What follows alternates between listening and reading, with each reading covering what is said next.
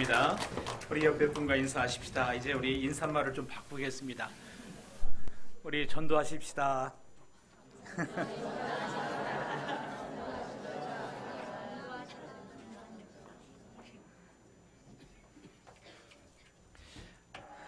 이제 이번 주부터 열린 모임이 있는데 우리 모든 교인이 이제 전도에 대한 관심을 가지고 정말 베드로처럼 전도자가 될 수 있기를 바랍니다. 예수님께서 베드로를 만나시고 첫 번째 주신 그 꿈, 베드로의 꿈, 그것은 사람을 낚는 어부가 되는 것이었습니다. 그것을 위해서 베드로는 예수님을 따라다녔고 예수님의 삶을, 예수님의 생명을 자기 것으로 삼았을 때에 그는 비로소 예수님의 생명을 많은 만나는 사람들에게, 만나는 사람마다 예수님의 생명을 나누어주는, 복을 나누어주는 그런 복의 근원이 되는 삶을 살았던 것을 볼 수가 있습니다. 하나님께서는 우리 모든 성도님들을 복음을 전하는 자로, 생명을 나누는 자로 부르셨음을 믿습니다. 그러므로 우리가 먼저 예수 그리스도의 생명 안에 풍성히 거하며 예수 그리스도의 생명을 나누는 자의 삶을 살아갈 때에 더불어서 내 속까지도 치료되며 내가 더욱더 큰 자로서 자라날 수 있는 축복의 도구가 된다라는 것을 우리는 받아들여야 됩니다. 하나님께서 우리를 시켜먹으려고 일꾼이 없어서 나를 전도자로 부르는 것이 아니라 나를 지극히 사랑하시고 축복하기를 원하시기 때문에 우리 한 사람 한 사람을 전도자로 부르는 것을 믿습니다. 다시 한번 인사합시다. 우리 전도자가 됩시다. 우리 다시 한번 인사합시다.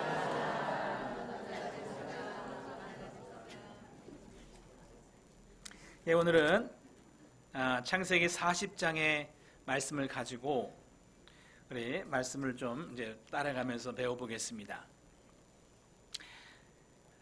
요셉은 꿈을 꾸는 자였습니다.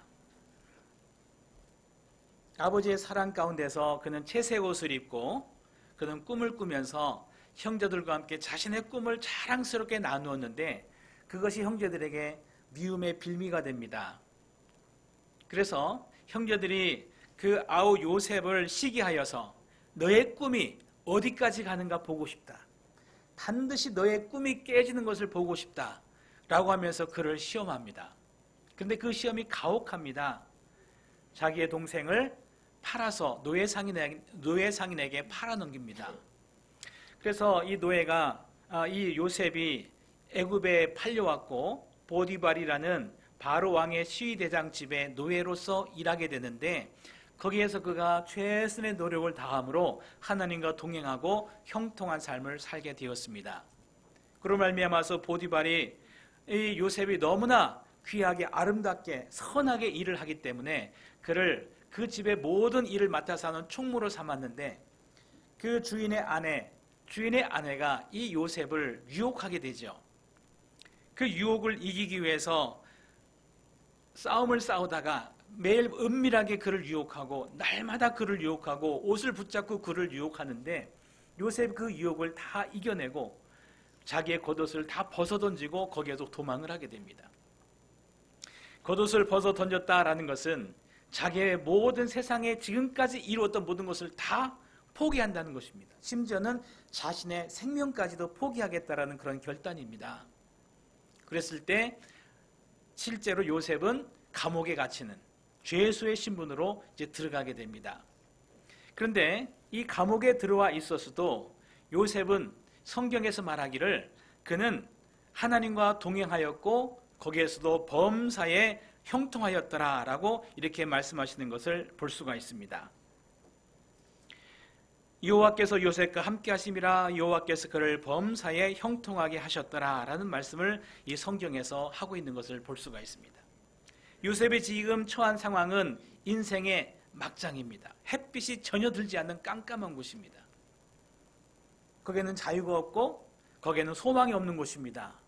모든 사람들이 정말 흉악한 그런 범죄자들이 있는 곳, 그곳에서 요셉이 생활을 하는데 요셉에게 하나님께서 은혜를 베푸시사 그가 형통한 자가 되었고 하나님과 동행하는 삶을 살았더라라는 것을 성경에서 말하는 것을 볼 수가 있습니다. 하나님과 동행한다라는 것은 다시 한번 말씀드린다면은 어떻게 하는 것이 하나님과 동행하는 것이냐? 진리 위를 걷는 삶이 하나님과 동행하는 삶입니다. 성령으로 행하는 삶이 하나님과 동행하는 삶입니다. 사건과 환경과 관계없이 하나님의 목적을 따라 가는 삶이 하나님과 동행하는 삶입니다. 우리에게 있어서는 어떤 상황 속에서도 예수 그리스도와 함께 동행하는 것인데, 예수 그리스도와 동행한다는 것은 무엇인가 하면은 매일마다 자기를 쳐서 나의 모든 죄악성을 하나씩 성령의 도움으로 하나씩 버리고 예수 그리스도를 닮아가는 것, 이것이 바로 예수 그리스도와 동행하는 삶인 것을 우리는 믿습니다. 그래서 우리는 삶의 환경과 사건과 관계없이 항상 그리스도와 동행하는 삶을 살기를 소원합니다. 그런데 요셉이 그런 삶을 감옥 속에서도, 희망이 없는 곳에서도, 인생의 막장이 있는 그곳에서도 진리 빛 안에서 살았다라는 것, 놀라운 사건입니다. 그리고 그는 범사에 형통하였다라고 말하고 있습니다. 형통하다라는 것은 하나님과 깊은 교제 가운데 있다라는 것이죠. 어떤 상황 속에서도 하나님과 막힘이 없다라는 것입니다. 그렇게 되면은 형통한 줄 믿으시기 바랍니다. 세상 일이 안 풀려서 불통한 것이 아닙니다. 지금 내 건강에 문제가 생겨서 불통한 것이 아닙니다. 내가 원하는 소원이 이루어지지 않아서 꽉 막힌 것이 아닙니다. 그것은 세상적인 관점입니다. 우리 그리스도인은 그런 상황 속에서도 주님과 온전히 교제하고 주님과 소통이 온전히 이루어져서 주님과 함께 걷는 삶은 끊임없이 이루어져야 될 줄로 믿습니다. 그렇게 하면 어떤 열매가 맺히느냐? 하나님의 뜻이 이루어진다는 것이죠. 하나님의 뜻이 이루어지는 삶을 감옥 속에서도, 아무것도 할 수 없는 감옥 속에서도 그런 삶이 이루어졌다라는 것입니다. 그래서 성경은 요셉이 형통하였더라라고 이렇게 표현하고 있는 것을 볼 수가 있습니다. 그 성경의 말씀처럼 나의 발을 사슴 같게 하사, 그런 말이 있죠. 나의 발을 사슴 같게 하사 나로 높은 곳을 다니게 하옵소서라는 그런 고백이 있습니다. 이것이 바로 높은 곳을 걸어 다니는, 영적으로 주님과 함께 동행하는 그런 삶을 사는 모습이다라는 것입니다. 예수님께서 베드로를 만났을 때 베드로가 바다 위에서 베드로를 향하여서 예수님께서 물 위를 걸어오라라고 말씀하고 있습니다. 이것이 바로 물을 밟고 물 위를 걷는 신앙이다라고 말할 수가 있습니다. 세상의 많은 파도와 많은 위협과 많은 고난에 관계없이 주님께서 부르시는 그 목적을 향하여서, 주님께서 계신 곳을 향하여서 묵묵히 전혀 흔들리지 않고 걸어가는 삶이 있습니다. 이게 바로 물 위를 걷는 삶입니다. 요셉의 삶 속에서 그러한 냄새를, 그러한 모습을 우리가 발견할 수 있다라는 것입니다. 그런데 요셉에게 새로운 기회가 찾아옵니다. 새로운 기회가 찾아오는데 여기에서 애굽 왕의 술 맡은 두 관원장이 이 감옥에 갇히게 됩니다. 그런데 여기에서 재미있는 이야기가 있는데 4절에 보면은 친위대장이 요셉에게 그들을 수종들게 하매 요셉이 그들을 섬겼더라 라고 말하고 있습니다. 친위대장은 요셉을 감옥에 가둬둔 사람입니다. 대노하여서 요셉을 감옥에 쳐넣은 사람입니다. 그런데 지금 요셉에게 이 귀한 일을 누가 이 요셉에게 이 귀한 일을 맡겨요? 친위대장입니다. 보디발입니다. 이게 참 놀라운 일이죠.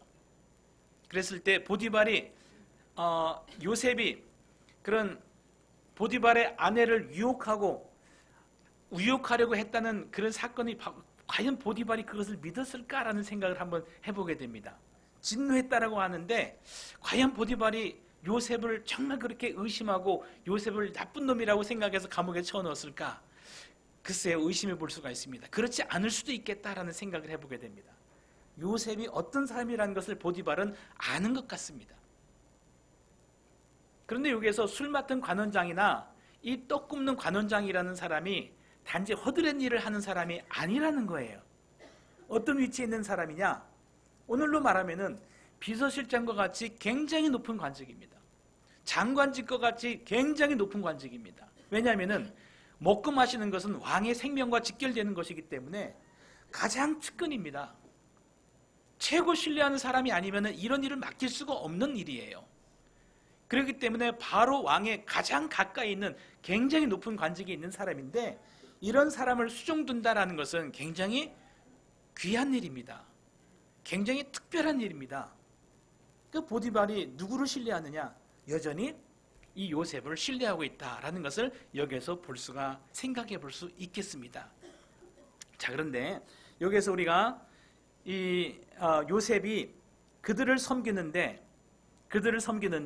나중에 성경에 보면은 그들과 함께 정말 마음을 나누고 뜻을 나누는 데까지 정말 긴밀한 관계를, 사랑의 관계, 삶을 나누는 긴밀한 관계로까지 나아가는 모습을 여기에서 볼 수가 있습니다.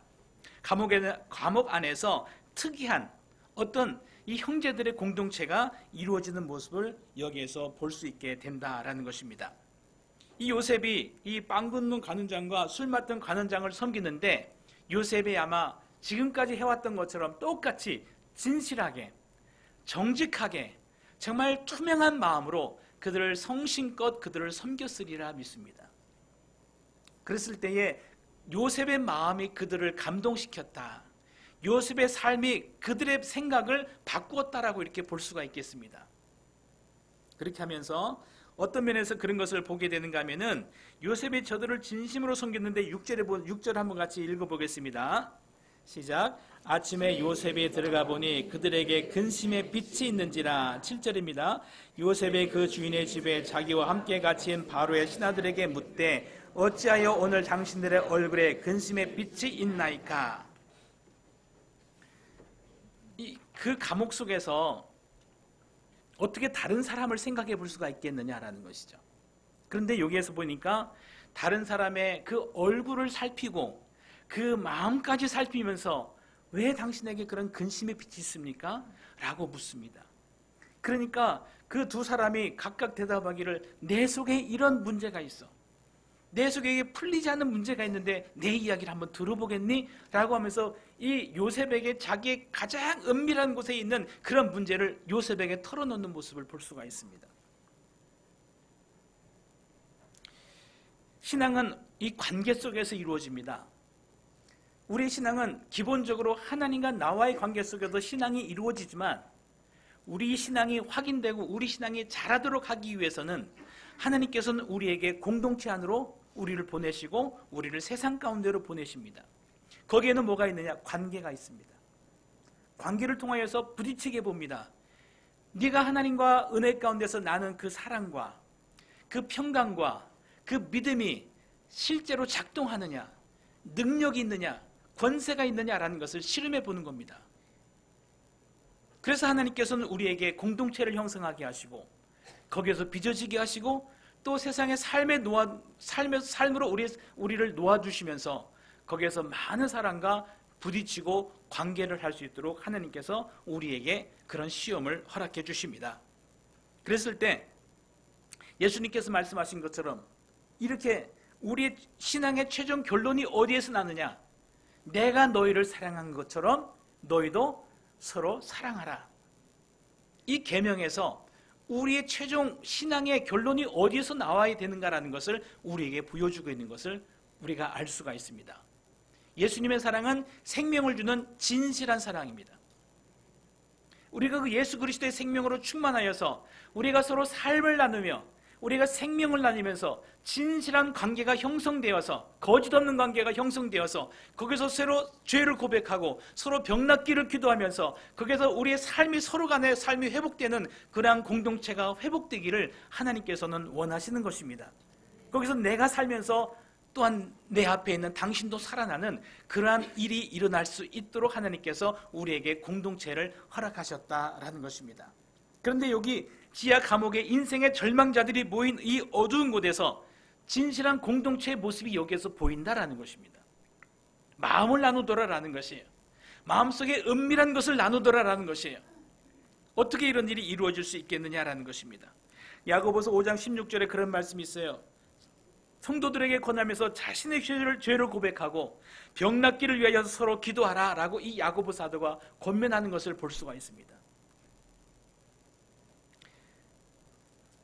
여기서 말하는 것은 피상적인 일반적인 죄가 아니라 은밀한 죄, 내면 속에 있는 것까지도 서로 내놓으면서 하나님 앞에 저항하는 내 속에 있는 견고한 짐까지도 그것을 꺼내놓으면서 어떻게 보면 내 속에 있는 두려움, 내 속에 있는 어떤 그 물질에 대한 안타까움, 아까움, 내 마음속에 있는 어떤 피해의식, 내 마음속에 있는 어떤 그런 분노, 그런 증상들이 여전히 남아있는데 왜 이것이 나에게 남아있는지 모르겠습니다 하면서 그것을 꺼내놓으면서 그것을 고백할 때에, 죄를 고백할 때에 어떤 일이 일어나느냐, 서로 병 낫기를 기도하면 그것이 치유되는 역사가 일어납니다. 하나님께서 그래서 이 초대교회 모임을 통하여서 사도들의 그 설교를 듣고 그 다음에 각자 집에 가서는 서로 떡을 떼면서 서로 기도하면서 서로 병 낫기를 위해서 기도할 때에 거기서 귀한 역사가 일어났던 것을 볼 수가 있습니다. 여기서 교회의 모습이 보여지고 여기서 우리 속회의 모습이 여기서 보여진다라는 것을 여기서 우리가 볼 수가 있겠습니다. 감옥에서 어떻게 이런 일이 가능해지겠느냐라는 것입니다. 요셉이 정직한 영을 가지고 있는 사람이었기 때문에 이런 일이 가능하다라고 생각을 합니다. 요셉은 하나님과 동행하는 사람입니다. 하나님과 동행하는 사람이라는 것은 말씀 가운데 살아가는 사람이다라는 것입니다. 그 당시에 성경은 없습니다. 기록된 성경은 없어요. 그렇지만 요셉의 마음속에 가득 차 있는 것은 아버지 야곱으로부터 들었던, 어머니 라헬로부터 들었던 그 아브라함과 이삭에 대한 그분들의 신앙, 그들의 신앙의 싸움, 그리고 그 이전에 아담과 하와 이야기부터, 노아 이야기로부터, 가인의 이야기로부터 생생한 스토리로 계속해서 머리반태에서부터 그 말씀을 계속 들으면서 자라왔던 사람입니다.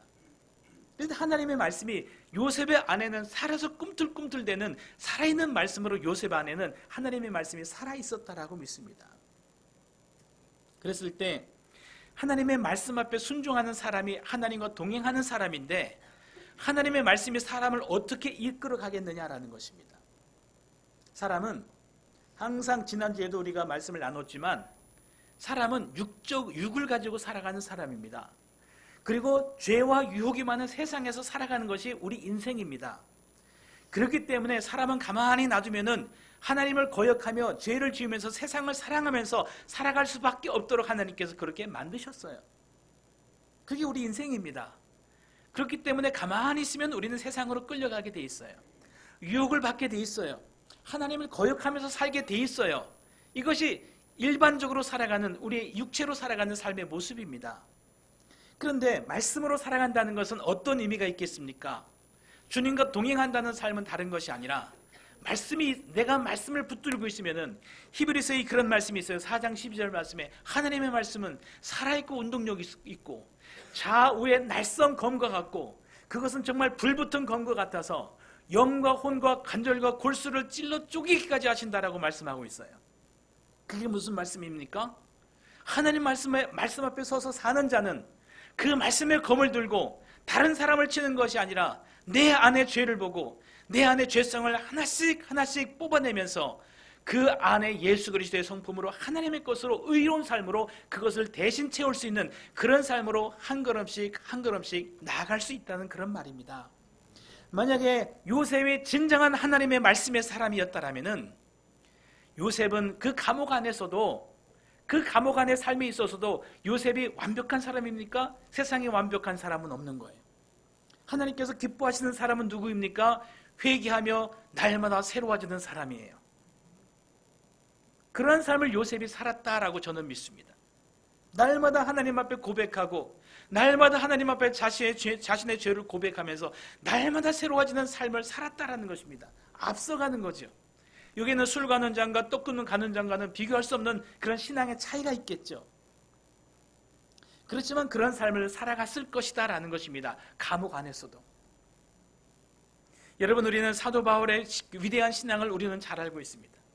베드로 사도의 위대한 신앙을 우리는 잘 알고 있습니다.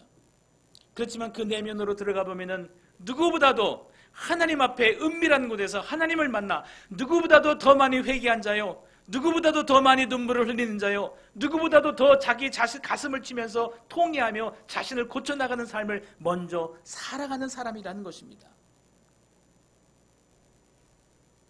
헨리 나웬이라는 신부님인데 그분이 쓴 책 중에서 이제 상처 입은 치유자라는 그런 책이 있습니다. 거기에서 말하면서 크리스찬이란 어떤 사람이냐? 상처를 가지고 있는 사람이다라는, 누구든지 다 상처를 입고 상처의 붕대를 싸매고 있는 사람이다라는 것입니다.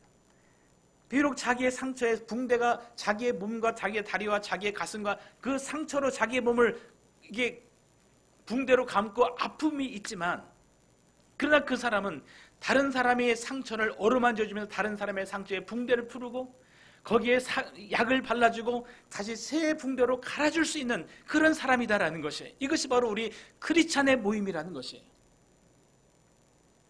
그렇게 하면서 내가 내 상처를 치료해 나가면서 내 상처를 치료한 경험을 통하여서 저들을 도와줄 수 있는 것입니다. 내가 받은 상처를 인하여서 저 사람들의 상처를 어루만져 줄 수 있는 것입니다. 그런 삶을 우리 그리스도인은 살아야 되겠다라는 것입니다.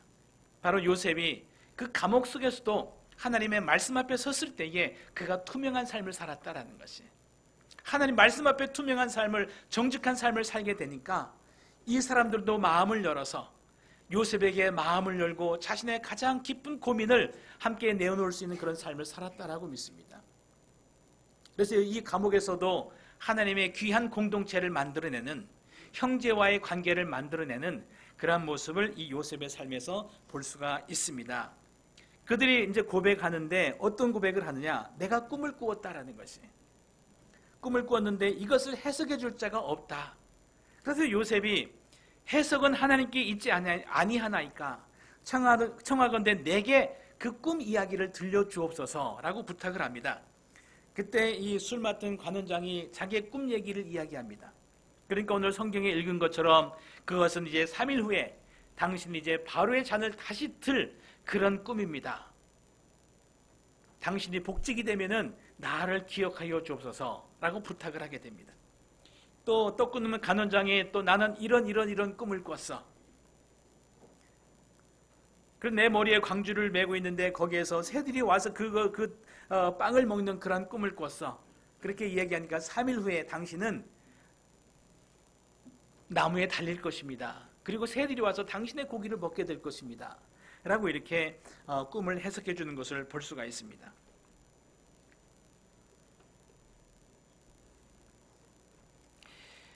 이 꿈의 해석이 하나님께 있다라는 이 말씀을 하고 있습니다.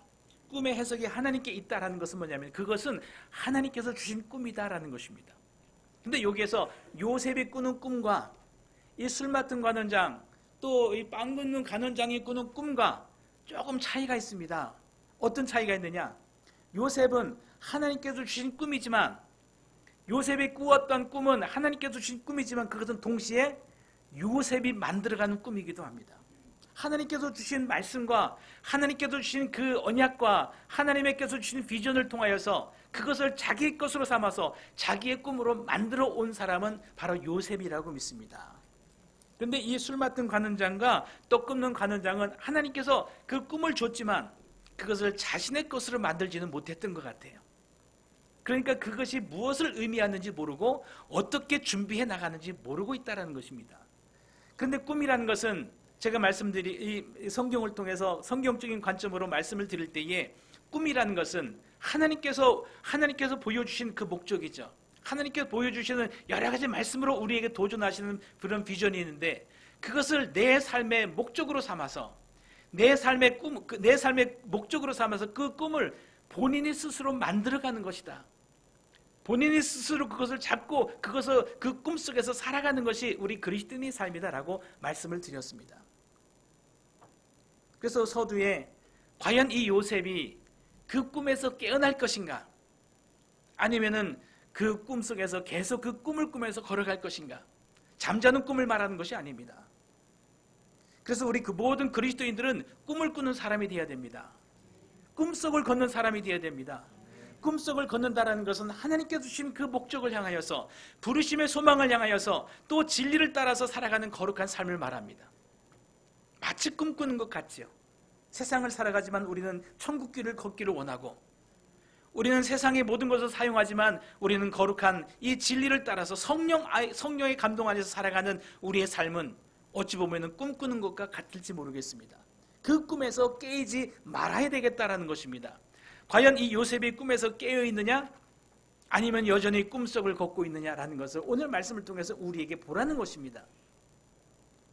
꿈을 해석한다는 것은, 요셉이 꿈을 해석한다는 것은 그 꿈을 주신 분이 하나님이신데, 해석한다는 것은 그 꿈을 어떻게 이루어갈 수 있느냐라는 것을 교훈한다는 것입니다. 그 꿈이 어떻게 삶 속에서 실제로 이루어질 수 있느냐라는 것을 교훈하는 것이 꿈을 해석하는 것입니다. 그런데 누가 꿈을 해석할 수 있느냐? 바로 요셉이다라는 것이에요. 왜 요셉은 그 꿈을 해석할 수 있느냐라는 것입니다.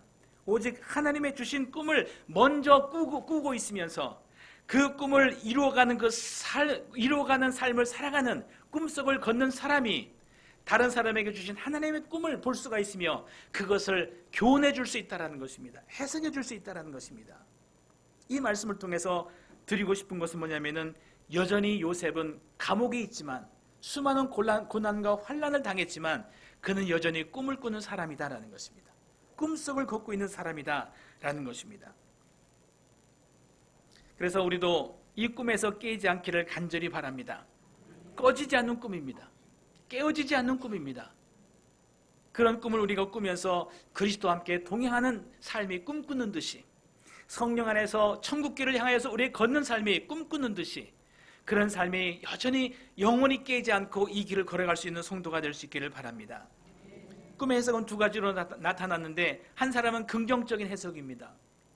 또 한 사람은 부정적인 해석입니다. 그러나 두 가지 의미는 똑같습니다. 어떤 의미에서 똑같느냐? 준비하라는 것입니다. 성경에는 예언이 두 가지로 나타납니다. 좋은 예언이 있고 또 좋지 않은 예언이 있습니다. 두 가지의 교훈은 똑같습니다. 준비하라는 것입니다.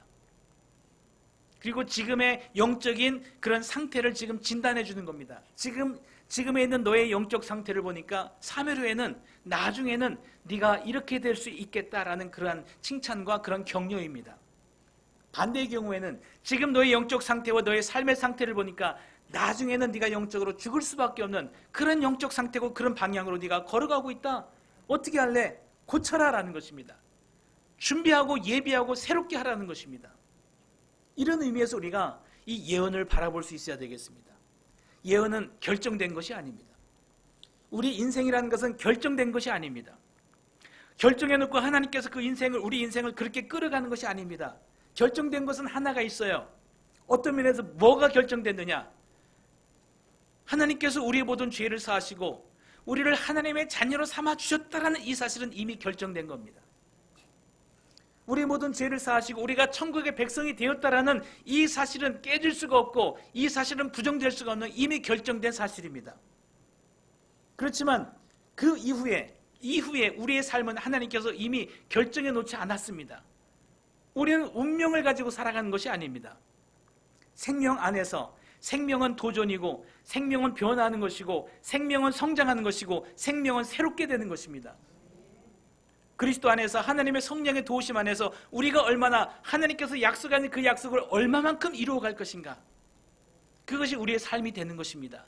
그래서 예언은 항상 그런 시각으로 바라볼 수 있길 바랍니다. 정해져 있고 그 예언은 반드시 이루어질 수밖에 없다, 그렇게 생각하면 안 됩니다. 그런데 대부분 그 예언이 그대로 이루어지죠.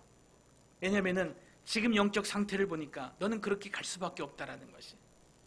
그러나 정말 깨어있는 사람이라면 그 예언을 붙잡았을 때에 울며 통곡하며 자기를 고쳐서 그 하나님의 그 의미, 하나님의 그 의사를 붙잡고 나를 고치라는 거구나, 내가 새롭게 되라는 것이구나 하면서 그 교훈을 깨닫고 새롭게 될 수 있는 사람은 그 예언이 하나님의 의도로 주신 그 예언을 정확하게 이룬 분이에요. 이렇게 살면 너 죽을 것이다 라고 예언을 하잖아요.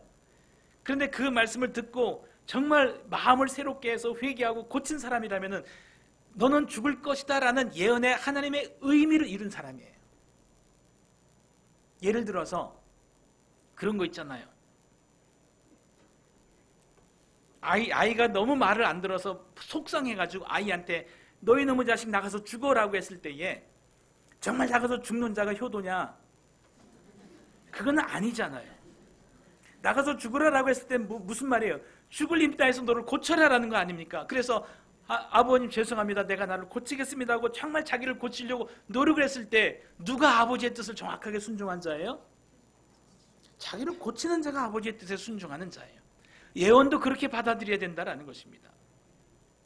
말씀이 조금 이제 밖으로 나갔지만 예언은 두 가지입니다. 여기서 예언이 두 가지가, 꿈의 해석이 두 가지로 나타났는데 두 가지 다 교훈은 동일합니다.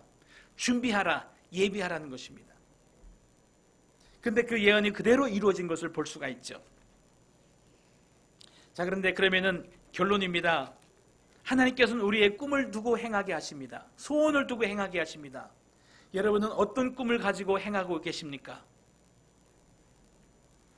정말 우리의 미래는 예수 그리스도의 부활이 우리의 미래라고 말씀드렸습니다. 예수님처럼 내가 부활하는 것, 부활의 영광에 참여하는 그것이 우리의 미래라고 말씀을 드렸습니다. 그것은 우리가 반드시 가야만 되는 길입니다. 그런데 그 길을 걸어가기 위해서 오늘 나는 무슨 꿈을 꾸고 있느냐라는 것이죠. 예수님께서는 베드로에게 사람을 낚는 어부가 되라 라는 그런 꿈을 주셨습니다. 이 사도 바울은 환상을 통하여서 예언을 통하여서 넌 이방인을 돕는 선교사가 되어라 라는 그런 사명도 받았고, 환상을 통해서 한 영혼이 자기를 부르는 그런 환상을 보면서 그는 그리스 쪽으로 향하여서 전도의 방향을 돌리고 거기에서 나가서 그 꿈을 이루는 모습을 볼 수가 있습니다. 여러분, 우리는 어떤 꿈을 가지고 살아가고 있습니까? 지금 나를 이끌어가고 있는 그 꿈은 무엇입니까? 저는 우리 녹본교회가 정말 가장 아름답고 거룩하며 건강한 교회 공동체를 세울 수 있기를 바랍니다. 오늘 요셉이 감옥에서조차도 비록 소수의 무리지만 거기서 하나님의 꿈을 서로 나누면서 마음을 나누면서 한 형제처럼 공동체를 이룬 것처럼 우리 교회가 그렇게 치유받는, 그리고 죽은 생명이 살아나는 그런 생명이 살아나는 그런 성령의 공동체를 이룰 수 있기를 저는 간절히 소원합니다. 우리 성도님들이 그런 꿈을 함께 가졌으면 좋겠어요. 예수님께서 베드로를 부르셨을 때에 나를 따라오너라, 내가 너로 사람을 낚는 어부가 되게 하리라 라는 이 말씀을 주셨잖아요. 그런 꿈을 우리 한 사람 한 사람이 가질 수 있기를 바랍니다. 그리고 또한 초대교회 그 교회들처럼 그들이 하나님의 말씀을 듣고 각각 집에 흩어져서 거기서 서로 떡을 떼면서 병 낫기를 위해서 기도하고 거기서 서로 죄를 고백하면서 그 공동체가 생명의 공동체가 된 것처럼 그런 공동체를 살리는 그러한 꿈을 우리가 가질 수 있기를 바랍니다. 저는 이 녹본교회에 있는 그 속회마다 정말 그렇게 변화됐으면 좋겠어요. 속회 모임을 억지로 예배드리고 이렇게 보고하기 위해서 예배를 드리는 것이 아니라, 시간을 지키기 위해서 예배를 드리는 것이 아니라 거기에서 삶을 나눠줄 수 있기를 바랍니다. 하나님의 성령의 감동 안에서 삶이 나눠줄 수 있기를 바라고, 거기서 서로 담대하게 죄를 고백할 수 있는 성령의 분위기가 있기를 바랍니다.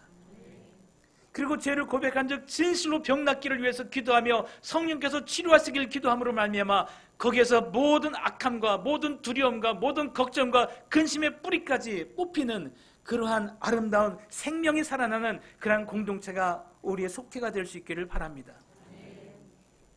그런 비전을 가지고 그런 꿈을 가지고 공동체를 세워나가고, 개인적으로는 베드로처럼 예수님을 따라가고, 또 사람을 낚는 그런 꿈을 우리 성도 한 분 한 분이 다 그런 꿈을 꿨으면 좋겠습니다. 내 안에 예수의 생명이 없으면 난 전도할 수가 없는 거예요. 내가 예수 그리스도의 생명을 온전히 누리지 못하면 내가 예수 그리스도의 생명을 나눌 수가 없는 거예요. 그러므로 이 꿈을 가지고 나도 예수 그리스도의 생명으로 충만하고 이 생명을 나눠줄 수 있는, 예수 그리스도의 삶을 함께 걸어갈 수 있는 그런 친구를, 그런 사랑을 나눠줄 수 있는 그런 꿈을 우리 모두가 다 함께 꿀 수 있기를 바랍니다. 가장 낮은 곳, 가장 어두운 곳, 미움과 폭력만이 있을 것이라고 생각되는 그런 지옥과 같은 그런 장소에서 가장 아름다운 공동체를 만들어가고 있는 이 현장을 우리가 지금 보고 있는 것입니다. 거기서 그들은 꿈을 나누었습니다. 마음을 나누었습니다. 삶을 나눴습니다. 거기에서 하나님의 거룩한 작은 교회가 형성되는 것을 볼 수가 있습니다. 우리 속회가 그렇게 변화될 수 있길 바라고, 우리 성도 한 사람 한 사람이 요셉처럼 그렇게 자신의 삶을 내어주면서 성도를 섬기는 그런 삶을 꿈꿀 수 있기를 예수님의 이름으로 축원합니다. 기도하겠습니다. 좋으신 아버지